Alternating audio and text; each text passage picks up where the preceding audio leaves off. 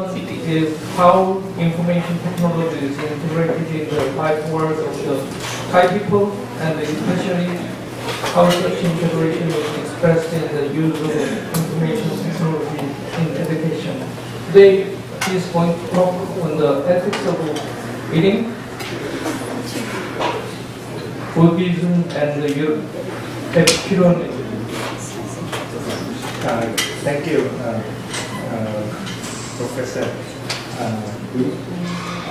This is a paper that I have been working on for quite some time, and I'd like to thank Professor Soraj and the ABA for inviting me to come here. I have not been able to attend too many ABAs, but I intend to participate more in the future. So the topic is not much like the previous two papers, but I think after listening for some time, I think later on we can see some similarities, some thread that connects the papers together. I'm talking about ethics of eating or ethics of consumption. Is part of food ethics, and I believe food ethics is part of bioethics. I mean, bioethics is kind of a very inclusive term that covers many things, and food is essential to life. So I think that makes the case for including food ethics as part of bioethics. So the idea is I am talking about the ethical consideration governing or surrounding the act of consumption, or more particularly, more specifically, eating. And I'm looking at what these two ancient traditions are saying about eating and consumption, and how these traditions have bearing, have relations to the modern world. We have, of course, climate change and environmental impact on a planetary scale. And if we don't change our consuming behavior, that's the point. If we don't change our consuming behavior, I mean, things are going to be much worse. So I start with the rationale, the question why compare the Buddhist and Epicurean view. This will emerge during the course of my talk. What kind of contribution to food ethics does this historical work contribute? And what I would like to argue is that these two attitudes, the Buddha was Indian, of course, and Epicurus was a Greek philosopher. They lived roughly at the same time. Epicurus maybe a couple of centuries later. And the two ideas, the ideas of these two philosophers turn out, according to my argument, not to be too different one from the other. Both emphasize moderation. This will be what I would like to push forward.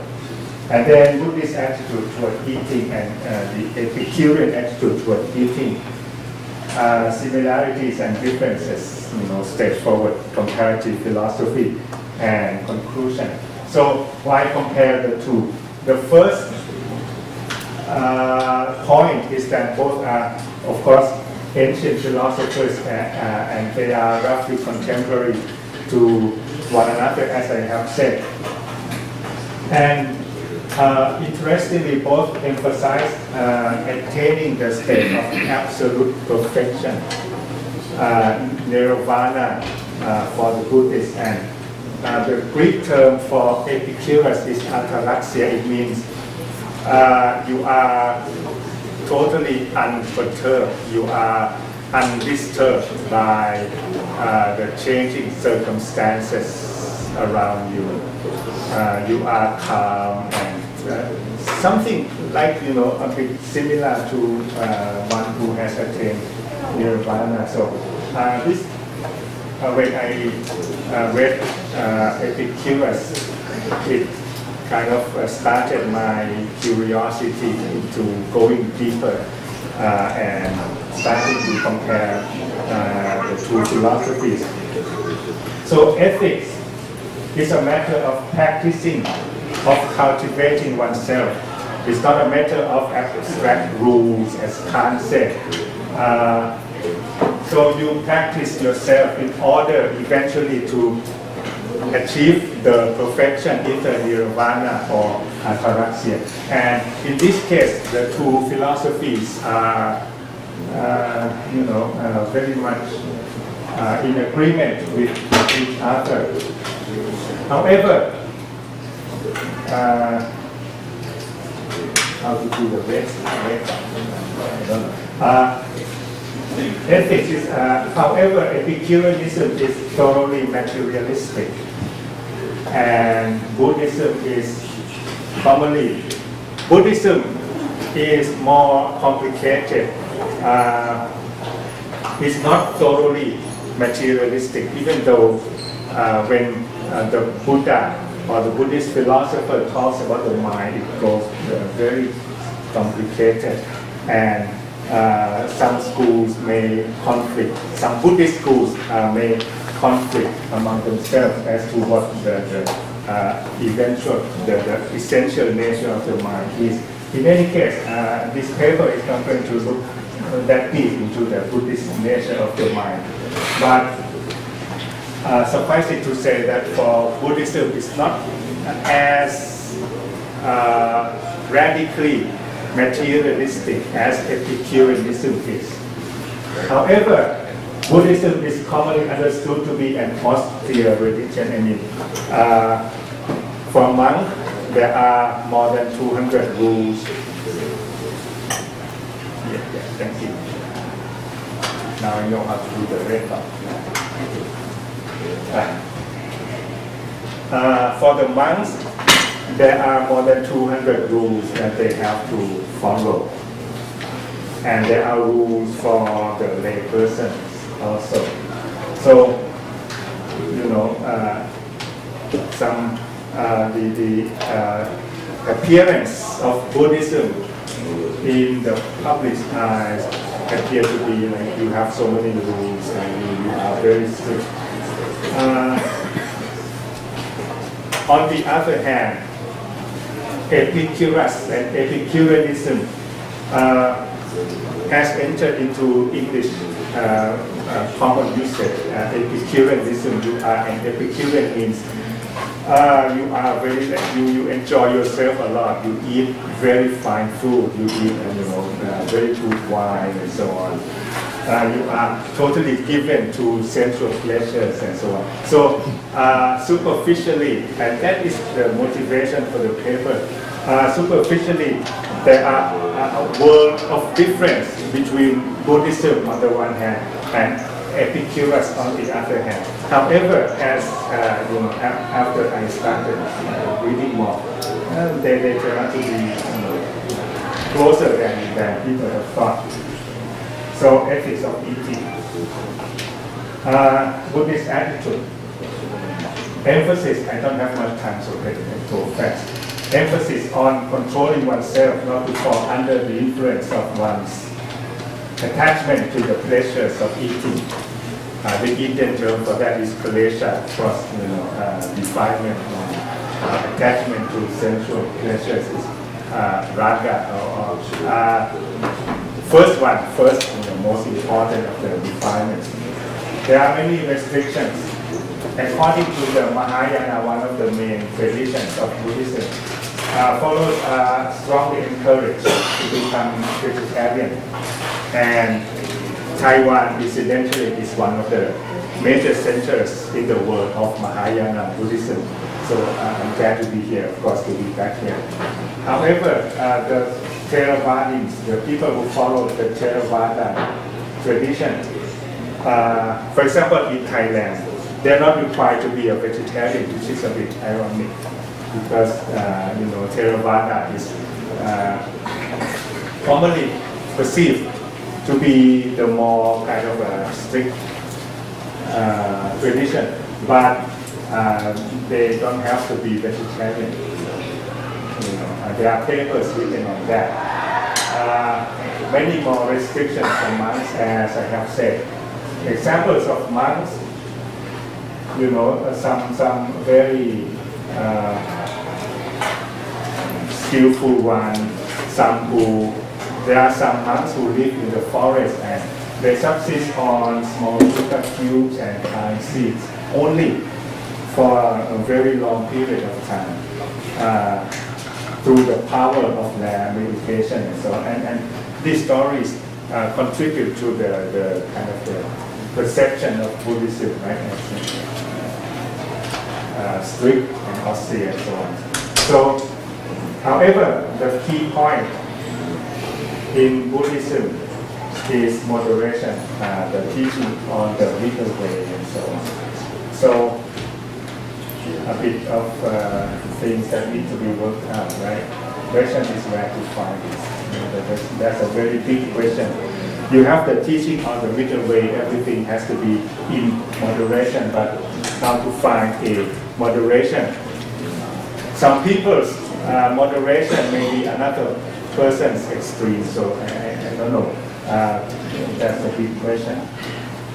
Epicureanism, supreme good, the supreme good, the summum bonum, the best thing for all things is supreme happiness, which may be sensual pleasure, but that's another point. There is something that you need to be careful because for Epicurus, it's not the sensual pleasures per se that constitute the supreme good. For Epicurus himself, the philosopher, he eats only bread and water, no meat or no wine whatsoever. And the pleasure for him is to talk, to engage in conversation with his friends. And for him, that's the best, right? So we have to be careful when we equate the supreme good in Epicureanism with sensual pleasure, because of course we don't usually equate eating bread and water as having the best life sensually and so on. So in that case, there is a similarity with Buddhism. And the ethics is also structurally the same, teleological.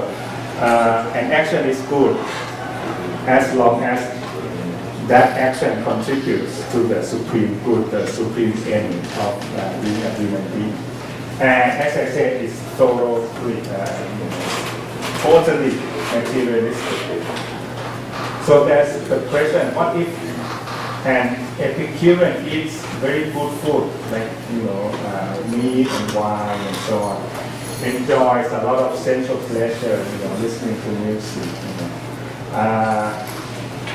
and takes care not to fall ill from eating those food. So a bit of moderation is there. So what does that contradict the teaching of the philosophy? That's a question. And Epicurus is also known for his attitude toward death. And by this, the papers I submitted, the first paper, right, we have to talk about death and cancer patients.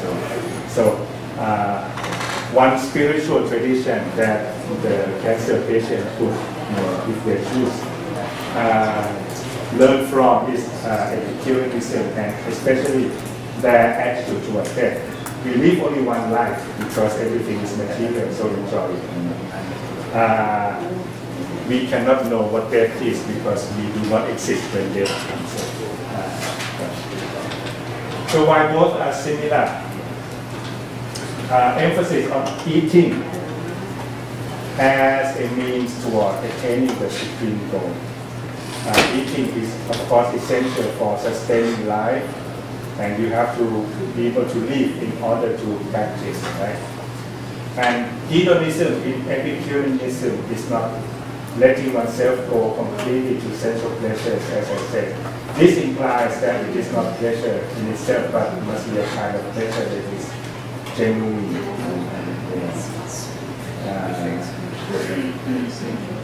Like when you have too much good food, you feel very bad afterwards.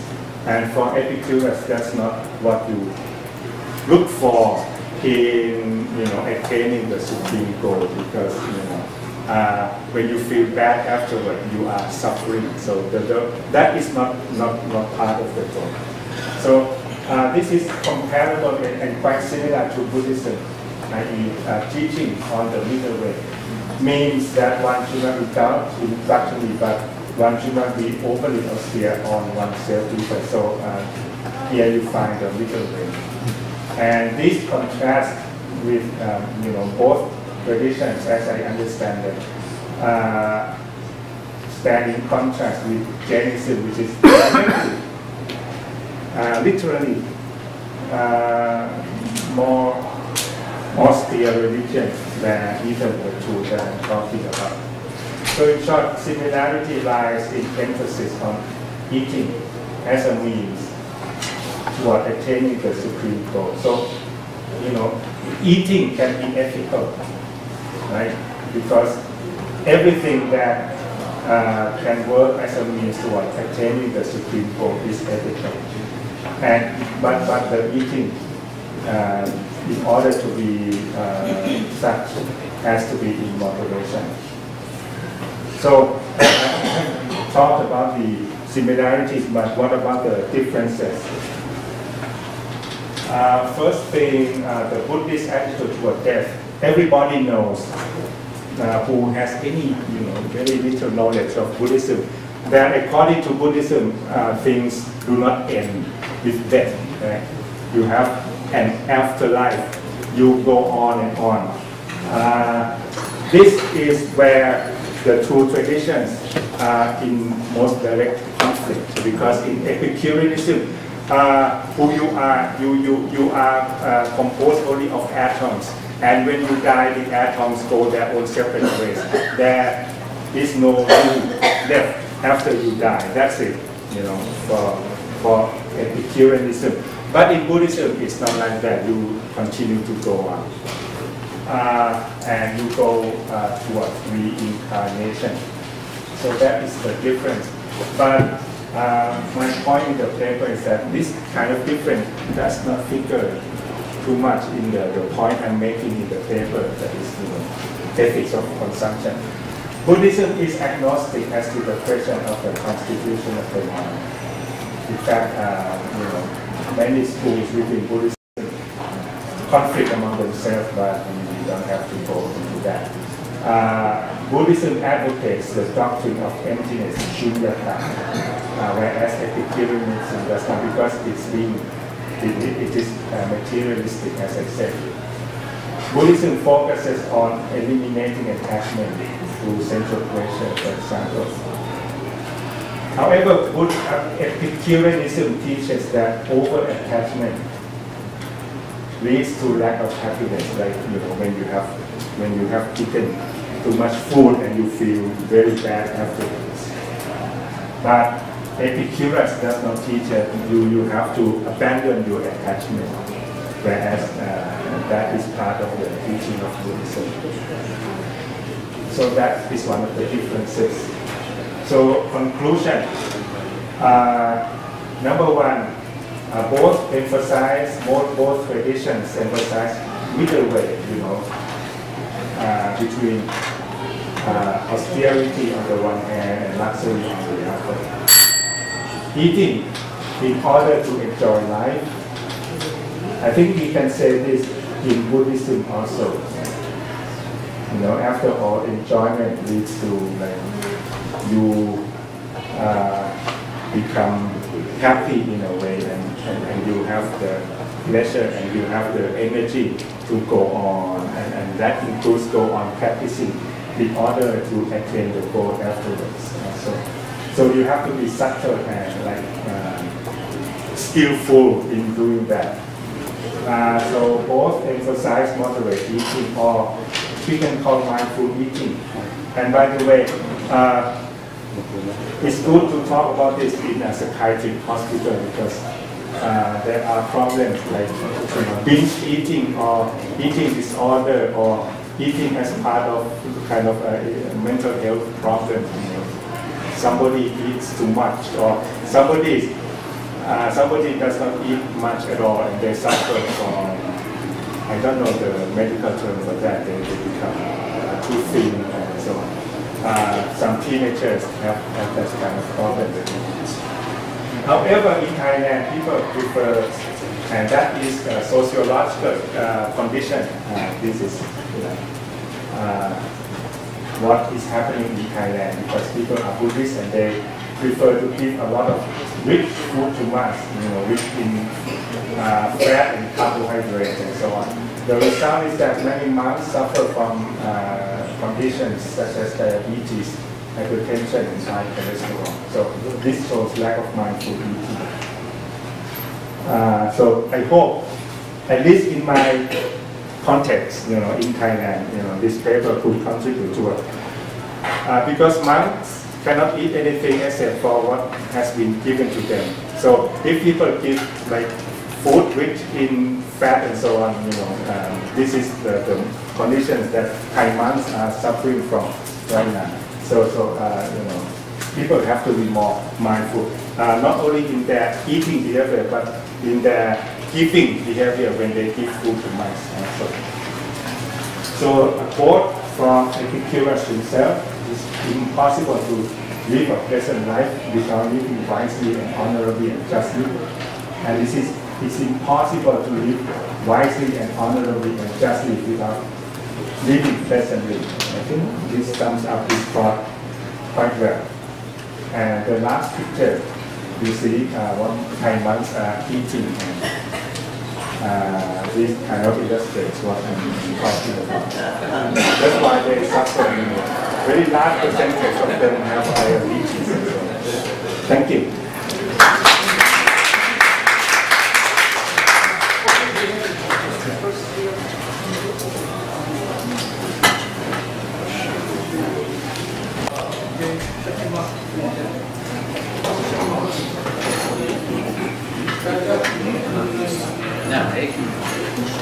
These marks might be working. You can use these marks to solve.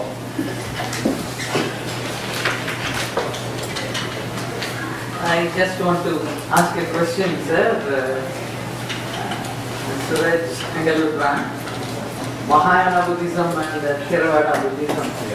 You should have also mentioned the different types of Buddhism that is being followed in Asia, the whole of Asia. It is different.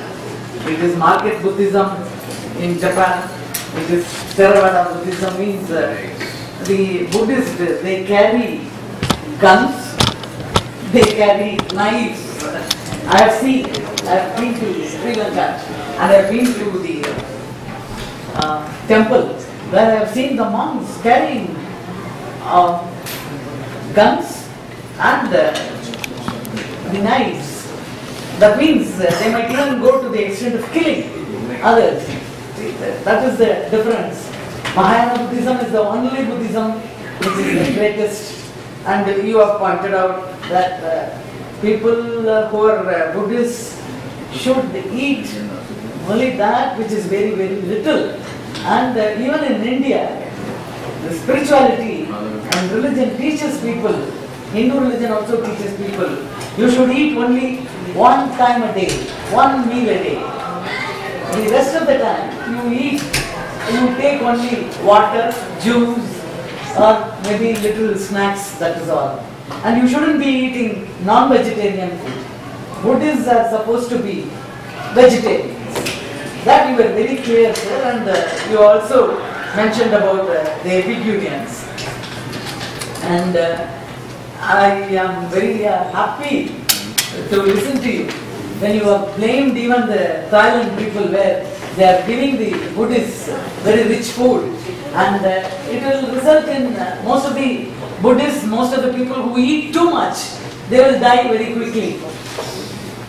They will die very soon. It is better to eat little so that you will live longer in your life. Thank you so much for your lecture. So I think that okay, there is a kind of question when you talk of monks carrying guns. In Thailand, monks are not allowed to, it's illegal.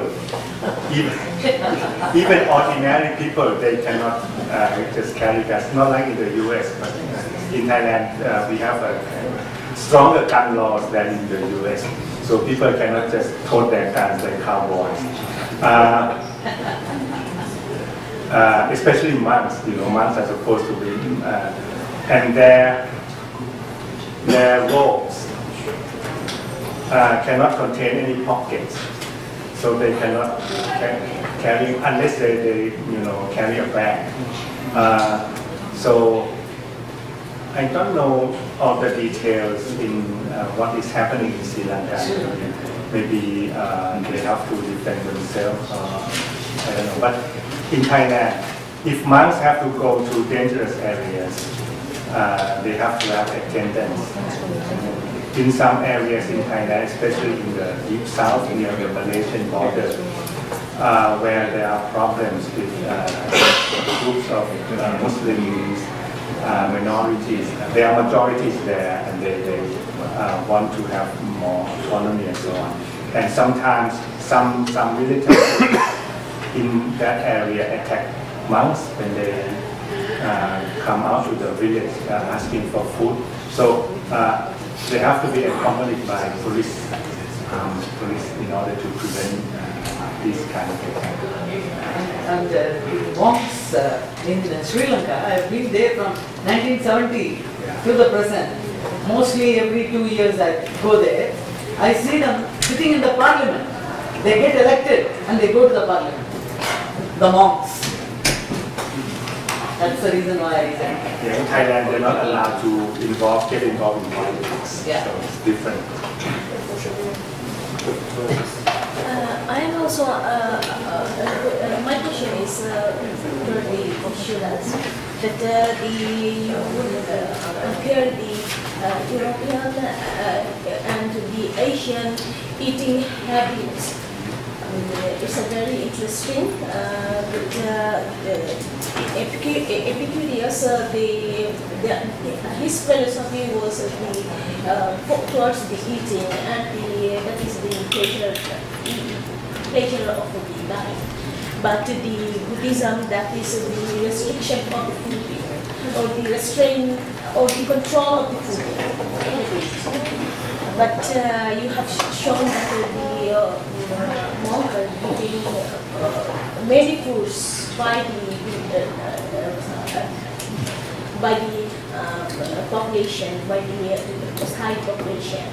And my question is, though you have also said that the monk life is a very restricted life, they have many restrictions.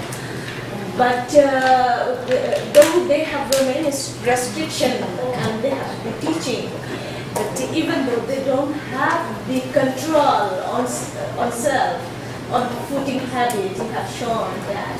So my question is there any shortcoming of teaching of Buddhist monk?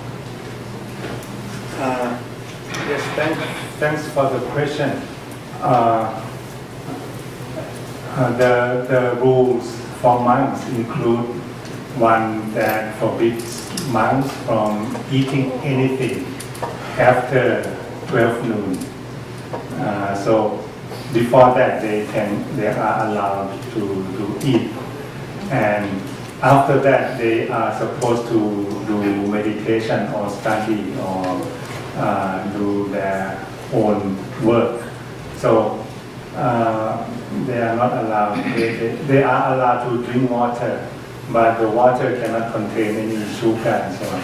So that's That's the rule for every monk in the country, every monk who follows the Theravada tradition, which is most everyone in Thailand anyway. And on top of this basic rule, some monks may choose to be more kind of strict. They want to practice harder than other monks. It's their choice.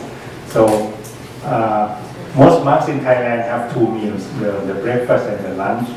So breakfast is around 7 a.m., lunch is 11 a.m., and then they have to stop eating by 12 noon.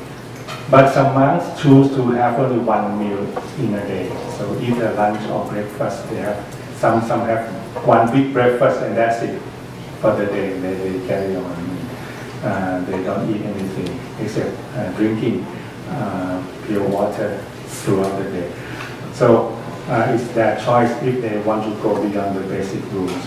But as to the questions of how or why Thai people give such rich food to monks, it's the belief that by giving things, food things to monks, the giver, the people, accumulate merits, what we call merits, translated into English. If you have a lot of merits, then you can go to heaven. So the lay people, by giving this food to monks, they believe that when they die, they go to heaven, or they will become rich or beautiful or whatever, intelligent, or they will be born in a high status family in their next life. Yeah. So that is why they believe that this high fat, high cholesterol food is good thing. So they give all those to monks, but monks have to accept, and it's their duty that their rules say they cannot refuse anything given to them. They have to accept, and they cannot. They are not allowed. It's not like in a monk it's not like a Mahayana temple where the Chinese or the Taiwanese monks can cook their own food. Thai monks are not allowed to cook their own food. They have to eat whatever given to them. So that's the problem. Thank you. About the language, okay.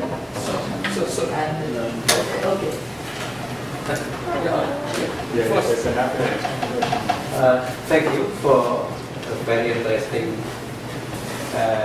discussion on ethics and eating. Eating is very interesting. And in my mind, we can take from the health professionals that eating sometimes is a good eating, not good food. Good food and not good food. But from bioethics is also, we are thinking about eating for the disadvantaged group of people and eating for the advantaged group of people. So what do you think about that, the difference?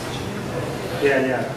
Thank you very much for this very important question that requires another paper. It's an issue about social justice. Yeah. Right? Yeah.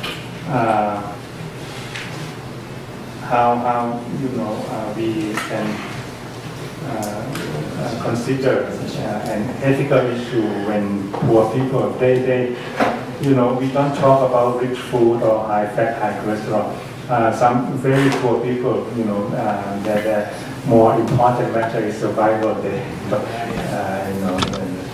Anything that is available to them is good for them.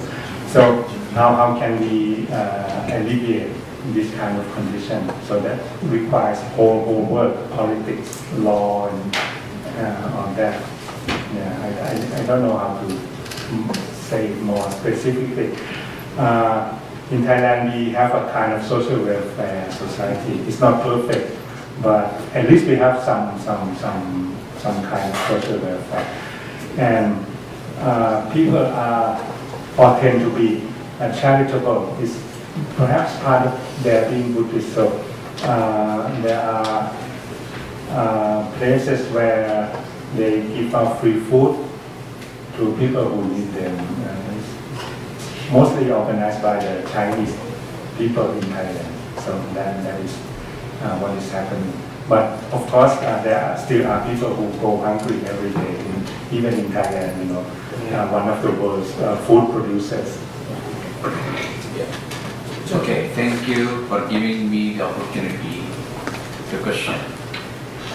First of all, I like to thank all the presenters for their brilliant presentation. My first question is for first presenter. That is, who will be the stakeholder to give informed consent in a terminally ill patient who is not in a position to take decision, number one.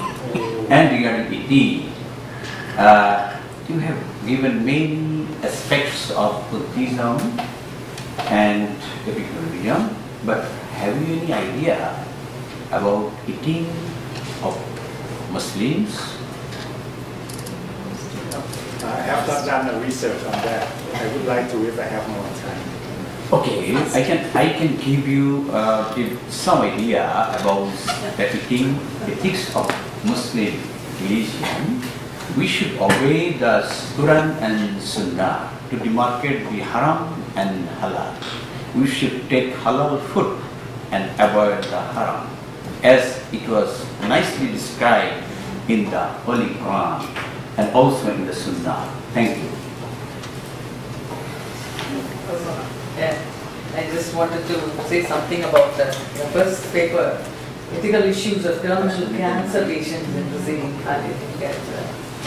I have done one paper on beginning of life and end of life. I presented a paper in Iran, where I had to make a survey of the types of hospitals with palliative care for not only cancer but also HIV. It is always outside the city, outside the urban area. It will be closer to the rural area.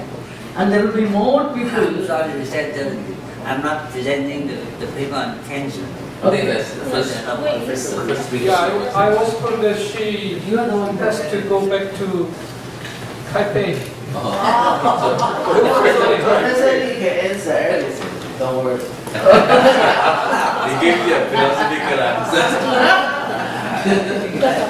Yeah, we have always How they get cancer, we were able to judge. Yeah, we have find out. almost minutes to listen.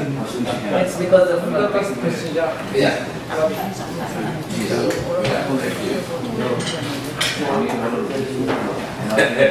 Yeah, definitely proper. Yes. Yeah.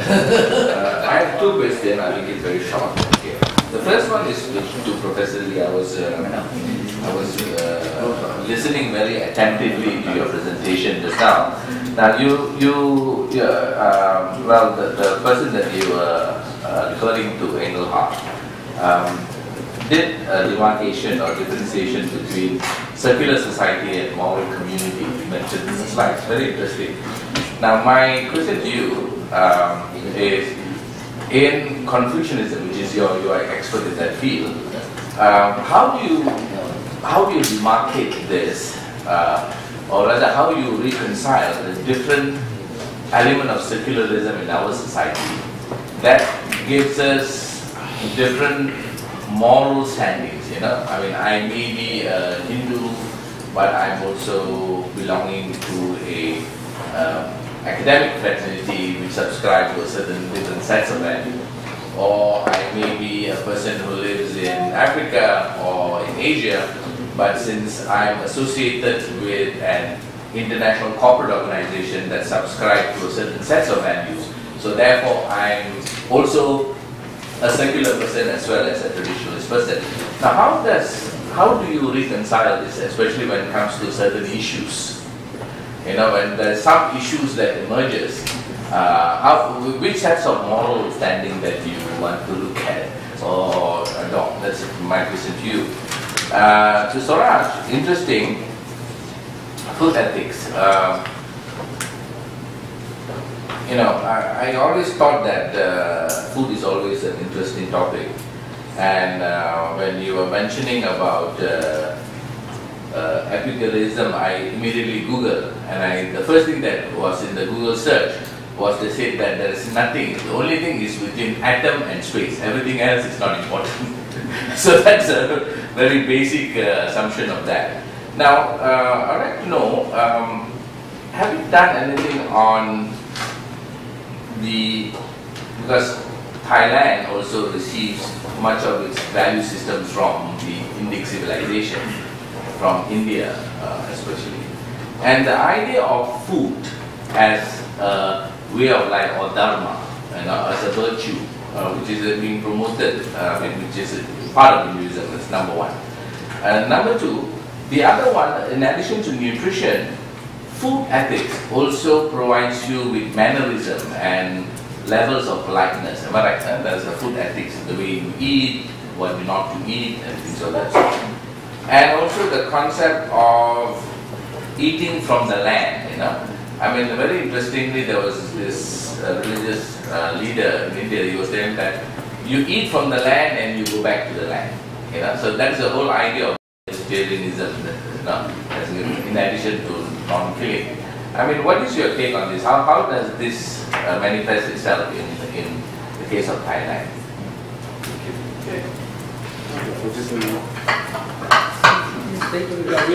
We need to keep answers. Sorry. We need to keep answers. Answer. Time is up. Time is up. Yeah. Very quick answers. Okay, anyway, thank you very much for the question about the very typical problem. This is whether we could solve many moral issues cross-culturally or even cross-societies. According to English conception, the limit is we treat each other as members of the secular society. In that sense, then we have to attach to the principle of permission. Without permission, nothing could be done. Okay, unless they become invasive to other people. According to my Confucian conception of life, now actually my final concluding statement is that for Confucian, I think as well as for even country, we are all in a moral community, though we may be coming from different societies. Now, just for example, when we're sitting around here, we have different faiths, different cultures, and different things, but we still treat each other as a moral person, right? Moral person. So that means whatever kind of variety of society we are in, the basic principle is still a moral principle that we respect you and we don't force you to anything. Right? But for Confucian, why we doing that? It's because hurting other people makes us, our conscience comes out. It prohibits us to do harm to other people. Without doing harm to other people, that means you respect their determination as well. I think this Brian for the leader. Brian for the leader.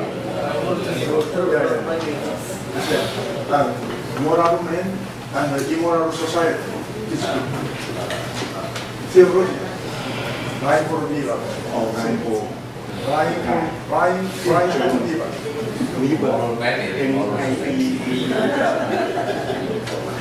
It's a philosopher. How can you that's the mention.